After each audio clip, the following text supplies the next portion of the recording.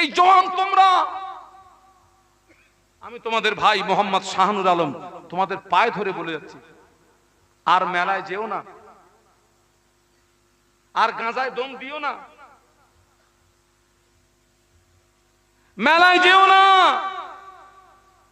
গাঁজার সঙ্গে সম্পর্ক তৈরি করো না, তাসের সঙ্গে সম্পর্ক তৈরি করো না, মদের সঙ্গে সম্পর্ক তৈরি করো না। তোদের পায়ে ধরে বলে যাচ্ছি, নামাজের পার্টির সঙ্গে সম্পর্ক তৈরি কর। পৃথিবীর জমিনে বহু পার্টি আছে, ওই পার্টির সঙ্গে সম্পর্ক তৈরি করলে তোকে মদের থেকে পৌঁছে দেবে, ওই পার্টির সঙ্গে সম্পর্ক তৈরি করলে তোকে নারীর থেকে পৌঁছে দেবে। আল্লাহর নামের শপথ করে বলছি, তুই যদি নামাজের পার্টির সঙ্গে সম্পর্ক তৈরি করতে পারিস, ওই নামাজের পার্টি তোকে জান্নাতের দরওয়াজায় পৌঁছে দেবে। আরো জোরে বলুন, আর একটু মহব্বতে বলুন। এই যেখানে মাহফিল হচ্ছে, আমরা এসেছি, আপনারা কি খুশি না বেজার? আমি যদি কিছু চাই আপনারা কি দেবেন? বল খেলা হয় দেখেছি, বল খেলা, বল যখন গলে যায় বা গোল দেয়, কেউ কি বলে দেয় সবাই মিলে জোরে বলুন গোল?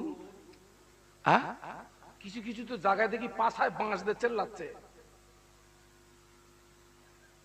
অথচ ওটা হারাম। ওটা কি? ওখানে যদি জোরে গোল বলে যদি উঠি, সওয়াব হবে না গোনা হবে? আর এখানে যদি আওয়াজ দেই, এখানে কি হবে? চিঁচি করতেছেন কেন সব? আমি একটা হাই সুগারের রোগী, এই স্টেজে আসবো, আমার সুগার ফেল করলো, আমি 4টে মিষ্টি খেলাম, আর মিষ্টিগুলো হেভি মিষ্টি, কোথা থেকে নেস তো খোদাই জানে। 4টে মিষ্টি খেলাম, আমার কি আওয়াজ শুনে মনে হচ্ছে আমি দুর্বল? একটু তাকবীর দেন তো, নারায়ে তাকবীর।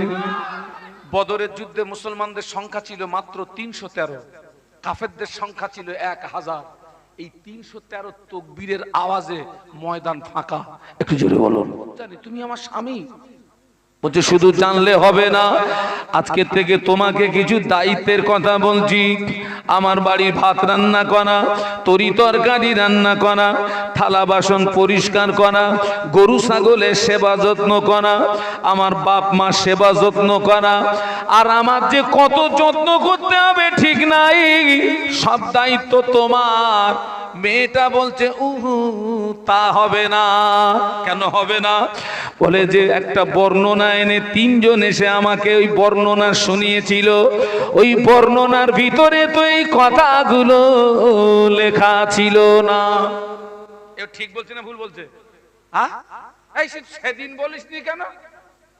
তখন ভেবে চিন্তে ডাকতাম, তোর মতন মদ্দা লোকের কবুল বলতাম কি না? তুই এখন শর্ত লাগাচ্ছিস কেন? তোর বাপের খেদমত করতে হবে, তোর মার খেদমত করতে হবে, তোর 14 গোষ্ঠীর খেদমত করতে হবে, তুই এখন বলতেছিস কেন? সেদিন বলিসনি কেন? ওই বর্ণনার ভিতরে দিসনি কেন? তখন ভেবে চিন্তে দেখতাম, তোর মতন মদ্দা লোকের কবুল বলতাম কি না? তুই এখন শর্ত লাগাচ্ছিস? তুই এই দায়িত্ব পালন যদি না করে, ওই বর্ণনার ভিতরে এই কথাগুলো লেখা নেই বলে ওই ভদ্র মহিলা যদি দায়িত্বগুলো মেনে না নেন, ওই ভদ্র মহিলার নসিবে কোনো স্বামী জুটবে নাকি? জুটবে।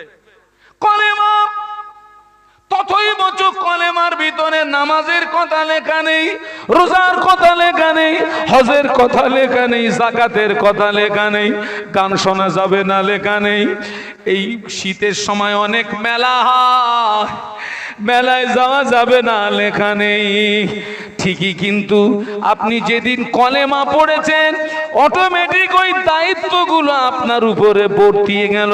কলেমা পড়ার পরে নামাজ যদি না পড়েন, কলেমা পড়ার পরে মেলায় যাওয়া যদি বন্ধ না করেন, কলেমা পড়ার পরে লটারির টিকিট কাটা যদি বন্ধ না করেন, কলেমা পড়ার পরে দোঠালা যদি বন্ধ না হয়, শুধু কলেমায় জান্নাতে যাওয়া। আর সবাই মিলে বলুন। তাহলে প্রশ্ন করবেন, হুজুর ওই হাদিস কি হবে? নবী তো বলেছেন কলেমা পড়লে কি, তাহলে ও হাদিস কি হবে? ও হাদিস ঠিক, ও হাদিসের জায়গা আলাদা। একজন কাফের সকাল 10টায় ঈমান এনেছে, কটায়? জোহরের ওয়াক্ত আসার আগে মারা গিয়েছে, সকাল 10টায় ঈমান এনেছে, জোহরের ওয়াক্ত আসার আগে মারা গিয়েছে। ওই ব্যক্তিটা কি শরিয়াতের হুকুম অমান্য করার সময় পেয়েছে নাকি? জোরে বলুন, জোরে বলুন। না, ওই ব্যক্তিটাকে কলেমা সরাসরি জান্নাতে পৌঁছে দেবে। একটু জোরে বলুন। আমি কি ক্লিয়ার করতে পেরেছি? আমরা কলেমা পড়ার পরে ভালো কাজ করার সময় পাচ্ছি, কলেমা পড়ার পরে অন্যায় থেকে জীবন বাঁচানোর সময় পাচ্ছি। এরপরেও যদি হগল বগল করে জীবন যাপন হয়, কলেমায় জান্নাতে যাওয়া বেটা কঠিন হয়ে যাবে।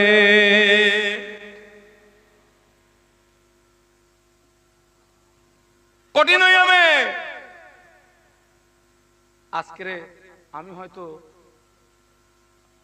কিছু কিছু জায়গায় হয়তো আমি মাজাক করেছি, কিন্তু বাস্তবে আমার এই কথাটাকে আপনার ব্রেনে নিয়ে একটু ভাবুন। আজকে সমাজ তাই হচ্ছে না? হচ্ছে না? হচ্ছে না? হচ্ছে না? কতদিন চলবে? কতদিন? হ্যাঁ, এত মাহফিল হচ্ছে। সেদিন একটা মাহফিলে গেলাম, ওই যে ডায়মন্ড হারবার আপনার যেতে গেলে আমতলা রোড দিয়ে যেতে হয়। আমতলা রোড, আপনার নাম শুনেছেন তো? আমতলা রোড। দেখছি বারুইপুরে মেলা হচ্ছে, একদম বারুইপুর আপনার প্রপার টাউনে। তো আমি দেখলাম আমার কিছু বোনেরা মায়েরা বরখা পরে মেলায় আসছে, বরখা পরে যাচ্ছে সব, একদম ফুল বরখা। তা আমি আমার ওই সাথীদেরকে বলছিলাম, আল্লাহ এ কোন জমানায় এসে গেছি, বরখা পরে মেলায় ঢুকতেছে। আমাদের ঘরের ছেলেরা নারীরা বিপুল পরিমাণে মেলায় যোগদান করে না? করে না? যারা মেলায় যাবে, মেলায় গান বাজনা গান, ডান্স হাঙ্গামা গায়। কোন মুসলমান যদি গান শুনে মনে মনে তৃপ্তি পায়, কোন মুসলমান যদি গান শুনে মনে মনে আনন্দিত হয়, ওই মুসলমানটা মুসলমান থাকে না, ওই মুসলমানটা বেঈমান হয়ে যায়। ওই মুসলমানটা বেঈমান হয়ে যায়। ওই অবস্থায় যদি ওর বিবির সঙ্গে মেলামেশা করে, ওর বিবির পেটে যদি বাচ্চা আসে, ওই বাচ্চাটা হারামজাদা বেজম্মা বাচ্চা হবে।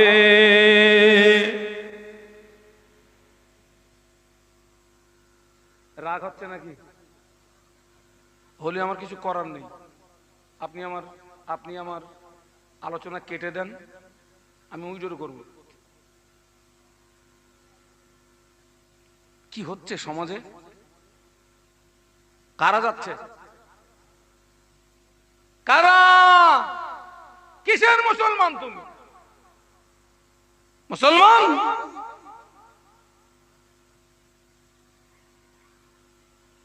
কিসের মুসলমান? আজকে দেখেন না তামাম পৃথিবীর জমিনে মুসলমান মার খাচ্ছে। আপনারা দেখুন না, ফিলিস্তিন দেখুন, লেবানন দেখুন, সিরিয়া দেখুন, ইরাক দেখুন, আফগানিস্তান দেখুন, বাংলাদেশ দেখুন। বাংলাদেশ একটা মুসলিম কান্ট্রি, সেই বাংলাদেশ দেখুন। আমার দেশের কথা আমি আর বলবো না। এরপরেও ব্রেনটা খোলে না, এরপরেও ব্রেনটা খোলে না। আজকে যে হারে আমাদের ছেলেরা মেয়েরা বাড়ির বউরা মেলায় যাচ্ছে, ওরা যদি ওই রকম আগ্রহ নিয়ে ওরা যদি নামাজের সঙ্গে সম্পর্ক তৈরি করত, নামাজের পাঠের সঙ্গে সম্পর্ক তৈরি করত, আমার মনে হয় ওদের জন্য আল্লাহ জান্নাতের দরওয়াজা খোলা থাকতো। একটু জোরে বলুন, আর একটু জোরে বলুন। আমার ছেলেরা, আমার যুবকেরা, আমার জওয়ানেরা, আমার মা বোনেরা, এই জায়গাটা পরিবর্তন হওয়ার জায়গা, এই জায়গাটা জীবন সংশোধন হওয়ার জায়গা। একবার দরুদ শরীফ আল্লাহুম্মা এখানে কমিটির কেউ আছে? একজন একটু আসবেন তো, কমিটির কেউ। মাওলানা মুহাম্মদ ওয়া আলা আলি। এতগুলো মানুষ इन हवाओं से कह दो ना आए इधर, मुझको खुशबू की कोई जरूरत नहीं, जिनकी खुशबू से महका है सारा जहां, ओ खुशबू मदीने में मौजूद है। अल्लाहुम्मा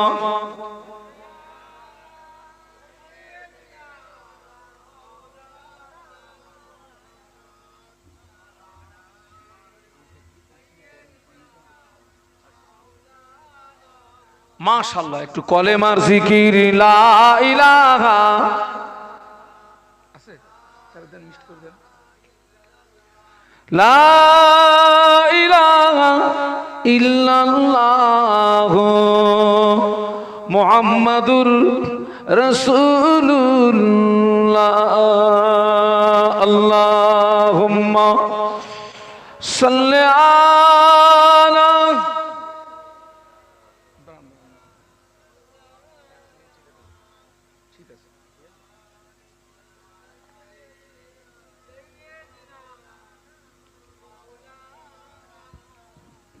আমার ভাইরা, জওয়ান যুবকেরা, ছেলেরা, বাচ্চারা, মা বোনেরা, এই জায়গাটা হচ্ছে জীবন পরিবর্তন হওয়ার জায়গা। এই জায়গাটি হচ্ছে জীবন সংশোধন হওয়ার জায়গা। বাবা, এখন তো মানুষ সব টপ টপ করে মরে যাচ্ছে। আপনি একটু খুব ভালো করে লক্ষ্য করে দেখুন, যারা অসুস্থ মানুষ আল্লাহ পাকের শান, তারা ভালো আছে। সুস্থ মানুষগুলো টপ টপ করে মরে যাচ্ছে। বাস্তব না বাস্তব? সুস্থ মানুষ আগামীকাল সকালটা জীবিত অবস্থায় সকাল হবে, গ্যারান্টি আছে? আমি এখান থেকে বাড়ি যাব, গ্যারান্টি আছে? আপনি ওই যে বসে আছেন উঠে দাঁড়াবেন, গ্যারান্টি আছে? আমি আপনাদের শত্রু নই, আমি আপনাদের বন্ধু।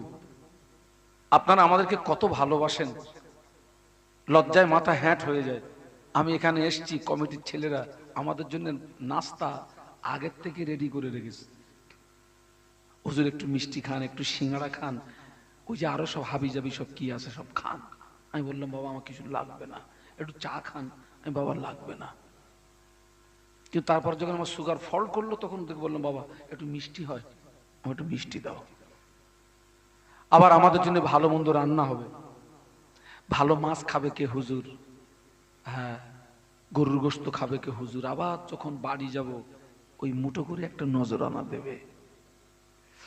আপনারা আমাদের জন্য এত কিছু করলেন, আর আমরা দেখতে পাচ্ছি ইবলিস এক শ্রেণীর মুসলমানের হাত ধরে জাহান্নামের দিকে টেনে নিয়ে যাচ্ছে। আপনি আমার জন্য এত কিছু করলেন, আমি কি পারবো না আপনাকে ইবলিসের হাত থেকে ছিনিয়ে নিয়ে জান্নাতের রাস্তাটা দেখাতে? আপনি আমার জন্য এত কিছু করলেন, এত ভালোবাসা দিলেন। বলুন তো আমাদের আদি পিতার নাম কি? আব্বাজান আল্লাহ পাকের হুকুম অমান্য করেছিলেন কটা? একটা। ইবলিস শয়তান আল্লাহ পাকের হুকুম অমান্য করেছিল কটা? আব্বাজানটা বলতে হবে, পদস্খলন বলতে হবে, লাজ্জাস বলতে হবে। আব্বাজান আল্লাহ পাকের একটি হুকুম অমান্য করার কারণে জান্নাত থেকে বিতাড়িত হলেন। ও আমার ভাইরা, আব্বাজান আদম আলাইহিস সালাম জান্নাত থেকে বিতাড়িত হওয়ার পরে এত লজ্জিত হয়েছিলেন, এত শর্মিন্দা হয়েছিলেন, লজ্জায় শরমে 40 বছর আল্লাহর আসমানের দিকে মাথা উঁচু করে তাকাননি। একটু বলুন সুবহানাল্লাহ। কত বছর বলেছি? উনি যখন জান্নাত থেকে যখন বিতাড়িত হলেন 40 বছর লজ্জায় শরমে আল্লাহর আসমানের দিকে মাথা উঁচু করে তাকাননি, সব সময় কাঁদতেন। রব্বানা যালামনা আনফুসানা ওয়া ইল্লাম তাগফির লানা ওয়া তারহামনা লানাকুনান্না মিনাল খাসিরিন। আল্লাহ, অত্যাচার করেছি নফসির উপরে, জুলুম করেছি নফসির উপরে। আল্লাহ, আপনি যদি মাফ না করেন, আপনি যদি ক্ষমা না করেন, আমি আদম ক্ষতিগ্রস্তদের দলভুক্ত হয়ে যাব। আব্বা জানের রোনাজারি, আব্বা জানের চোখের পানি আল্লাহ পাকের দরবারে কবুল হয় না। 300 বছর মতন্তরে 350 বছর রোনাজারি করার পরে ওই মক্কা শরীফের জাবালুর রহমত নামক পাহাড়ের চূড়াতে আমাদের আব্বা জানের দোয়াটা আল্লাহ পাকের দরবারে কবুল হয়ে যায়। এখান থেকে আমাদেরকে শিক্ষা নিতে হবে। আব্বা জান হুকুম অমান্য করেছেন কটা? কেঁদেছেন কতদিন? 300 বছর মতন্তরে 350 বছর। আমরা সেই আদমের সন্তান, তো আমরা আল্লাহর হুকুম অমান্য করেছি কটা? গোনাগাতানি অগণিত। আল্লাহর কাছে কি ক্ষমা চেয়েছি কদিন, কেঁদেছি কদিন? এক্ষুনি যদি মৌত হয়, এই ছেলেরা আমার কথা বুঝতে পারছো না? আজকের রাতে যদি আমার মরণ হয়, আমার অনন্তকাল